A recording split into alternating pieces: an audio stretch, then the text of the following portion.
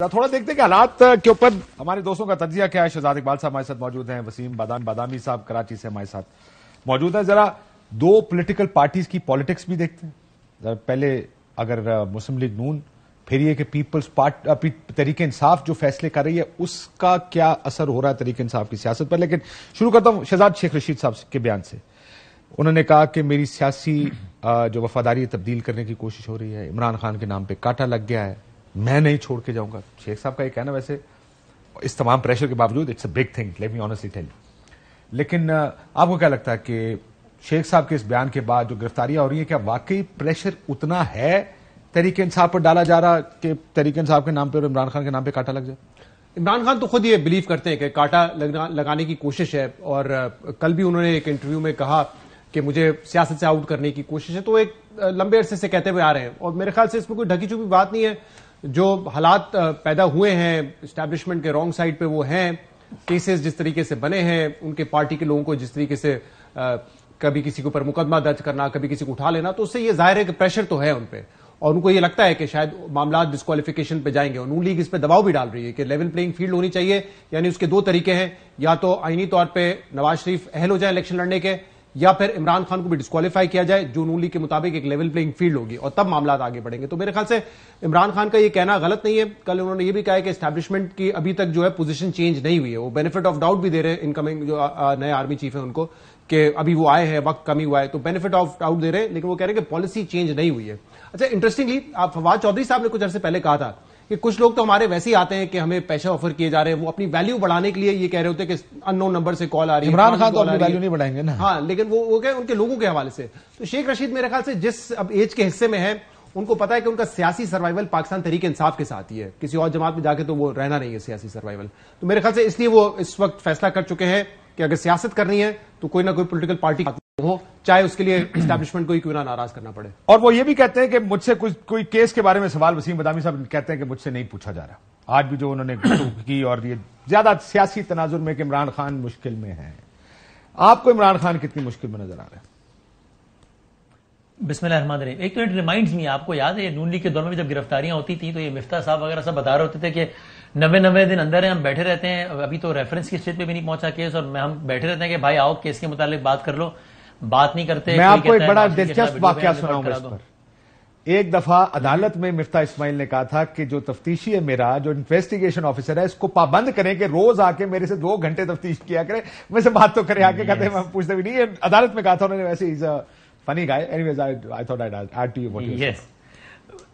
which is actually so sad کہ یہ itself ایک لیول پر ایک ثابت کرتا ہے ان باتوں کو کہ گرفتاریوں کا تعلق کیس پہ میرٹ سے نہیں ہوتا ہے. گرفتاریوں کا تعلق اس سے ہوتا ہے کہ کون کب کس کے خیال میں کتنا بہیو کر رہا ہے, اور کون کب کس کے خیال میں کتنا ڈس اوبے کر رہا ہے, مس بہیو کر رہا ہے. تو یہ جو کہ itself اتنا سیڈ ہے. اب عمران خان صاحب کتنی مشکل میں, مجھے لگتا ہے کہ حالات و واقعات یہ بتا رہے ہیں کہ مشکل میں ہیں بھی, اور شاید اس میں اضافہ ہونے جا رہا ہے. کہ یہ ساری گرفتاریاں, اگر کوئی ایک گرفتاری ہو گئی ہوتی اور بات ختم ہو گئی ہوتی تو ہم کہتے ہیں یار بس ایک ایونٹ ہو گیا ہے. لیکن وہ فواد ہو یا پھر شیخ رشید ہو, پھر یا عامر ڈوگر ہو, تو ایسا لگتا ہے کہ یہ آہستہ سے ماحول کسی آگے کی طرف جا رہا ہے, اور پھر مقدمات بھی اس انداز سے چل رہے ہیں. تو مجھے لگتا ہے کہ پارلیمانی سیاست اور انتخابی سیاست کے حوالے سے, نہ کہ مقبولیت کے حوالے سے, عمران خان صاحب ہیں مشکلات میں, اور اس میں اضافہ ہے اگلے آنے والے دنوں میں مزید. یہ بتائیں کہ عمران خان صاحب کے سیاسی فیصلے اب تک جو انہوں نے کیے, انہوں نے بہت سے سیاسی فیصلے کیے. انہوں نے جب اسمبلی چھوڑنے کا, قومی اسمبلی چھوڑنے کا فیصلہ کیا, انہوں نے ایک تحریک چلانے کا فیصلہ کیا, اسمبلیاں تحلیل کی. کون سے فیصلے کو دیکھ کر آپ کو لگتا ہے کہ بلنڈر تھا, یہ بہت غلط فیصلہ؟ آئی تھنک دیکھیں, جو اسمبلی توڑنے کا فیصلہ پری میچور تھا, اور وہ اس لیے تھا کاشف صاحب کیونکہ پرویز الہی صاحب آپ کو یاد ہوگا لاہور سے آئے, اسلام آباد وزٹ کیا, اگلے دن ایک انٹرویو دیا جس میں انہوں نے کہا کہ اسٹیبلشمنٹ نہیں چاہتی کہ اسمبلیاں ٹوٹیں, اور الیکشن ہوتے ہوئے مجھے نہیں نظر آ رہے. تو رائٹنگ واز آن دا وال کہ اگر یہ اسمبلیاں توڑیں گے الیکشن نہیں ہوں گے. اگر تو شارٹ گارنٹی ہوتی کہ تمام چیزیں آئین و قانون کے مطابق چلیں گی, 90 دن کے اندر انتخابات ہو جائیں گے, تو عمران خان کا وہ درست فیصلہ ہوتا ہے, کیونکہ ان کو پتا ہے کہ میری پاپولیرٹی ہے, نون لیگ اپنے اقدامات کی وجہ سے, اکانومی کی وجہ سے اس وقت نیچے, تو الیکشن ہو جائیں گے. لیکن I think it was easy to read کہ چیزیں اتنی آسان نہیں ہوں گی. حکومت سے اس وقت بھی سوال ہو رہے تھے کہ کیا آپ الیکشن وقت پہ ہونے دیں گے, تو نہیں اٹکائیں گے. وہ تو اس ٹائم کہتے تھے کہ آپ اسمبلیاں تحلیل کریں, ہم الیکشن کرا دیں گے, چینج کرتے رہے نا اپنی پوزیشن. لیکن ایک پوزیشن یہ ہمیں پتا تھا کہ کوئی لیکن دیکھیں جب اسلام آباد کے باڈی الیکشن نہیں ہو رہے, کراچی کے الیکشن نہیں ہو رہے, تو پتا تھا کہ کیا ہونے جا رہے. تو میرے خیال سے وہ فیصلہ پری میچور تھا, کیونکہ حالات نظر آ رہے تھے کہ شاید انتخابات ان کو اتنی آسانی سے نہ ملے. وسیم آپ کے خیال میں بھی, اور میں اس کے اوپر بھی اس کا بھی بتا دیجیے گا کہ مجھے لگتا ہے کہ دیکھیں جب کوئی سیاسی جماعت فیصلہ کرے نا, وہ یہ دیکھتی ہے کہ رولز آف دا گیم کے مطابق گیم کھیلی جائے گی, آئین اور قانون کے مطابق کام ہوگا, میں اسمبلی توڑوں گا, اسمبلی کا الیکشن ہو جائے گا. اصولی طور پہ تو یہی ہونا چاہیے.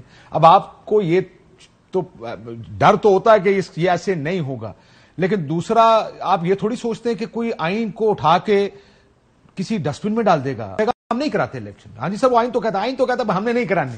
اب اس کا جواب تو کسی کے پاس نہیں ہے. لوگ تو اپنے منورز یا پولیٹیکل پارٹیز اپنے مووز کرتی ہیں یہ سوچ کے کہ اس کے آٹومیٹک کانسیکوینس, اس کا نتیجہ کیا ہے. میں اسمبلی توڑوں گا, اس کا نتیجہ الیکشن مجھے ملے گا, جو کہ وہ ڈھونڈ رہے تھے. آگے آئے غیر آئینی کام ہو یا قانون ہی نہ کوئی فالو کرے, تو پھر اس میں کوئی بھی ہو. پریکٹیکل پالیٹکس ہمارے یہاں جس تو ہوتی رہتی ہے, یہ تو پتا ہونا چاہیے نا. اگر آپ دیکھیں پریکٹیکل پالیٹکس کہ قومی اسمبلی سے استعفیٰ, that's practical politics. I agree with you on that کہ آپ نے اسمبلی چھوڑ دی, اتنی بڑی سائزیبل اپوزیشن چھوڑ کے آپ سڑکوں پہ آ گئے. اس پہ بحث ہو سکتی ہے کہ پریکٹیکلی آپ کو, یار آپ سڑکوں پہ آگے کیا کریں, بیٹھے اس کے اوپر جب تک آپ کو استعفیٰ دے دیں. But when you take a position جو کہ جس کا جواب یا جس کا کانسیکوینس ہو وہ آئین کے مطابق ایک الیکشن ہونا چاہیے, تو وہ تو ہونا چاہیے.